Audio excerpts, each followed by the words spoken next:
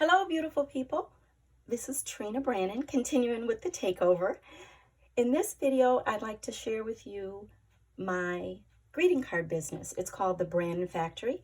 I create a variety of greeting cards with a variety of people on them and a variety of subjects. So let me just share with you some of the samples that I have here. So for example, I'll start with a rubber stamp and then I'll add a unique background. These were both from a stamp company. This is a digital stamp. This is an actual rubber stamp.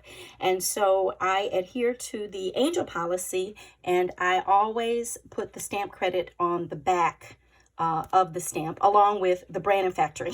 So I put my name on it and whoever I'm collaborating with. So for example, this card, I did the background in watercolor and then just layered it. This is actually a piece of design paper that I purchased and then colored the image. Both of these were colored with Copic markers. I also do a lot with stencils. I love stencils to create really interesting background that adds depth. So here again is a stamped image and I colored it with Copic markers. That's probably my staple for greeting cards. Coloring with Copic markers and then some type of interesting background. And so this was done with a jelly plate. And I'm telling you these details because I know this audience is interested in supply. So when I sell the greeting cards, people in general just like the look of it. So I don't go into too much detail about how I make it. Unless they're an artist, then we could talk all day. So here's another example of where I colored with Copic markers and just layered it over a musical background. Here's where I used a stamp, Copic markers, most of these. I do like to create a little bit of depth with other media also. So I'll use metallic markers, I'll use acrylic paint many times on a subject, but a lot of times it is Copic markers. So I'll just show you a few more examples. I love to do babies and children. I will use something that creates dimension on the card, which is really popular now in general with greeting cards. And of course, I like to color diverse children and diverse people because we are a diverse race, the human race.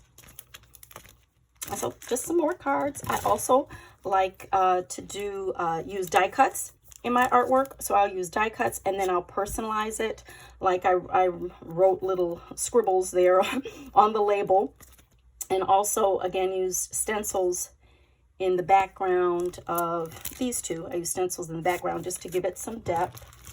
I also provide cultural cards and, again, creating really interesting backgrounds. This was just done with acrylic paint and used a sponge and some splatters. Many times in my designs, I'll take a single stamp and I'll color, in this case, like the women, different shades. And you can see it's the same stamp, but each one looks different and unique. And then I use stencils and some paint to create backgrounds. Another favorite of mine are women groups. These girlfriends, these are actually from Art Impressions stamps. And I used to be on the design team, so I have a lot of stamps from them because I had an excellent discount.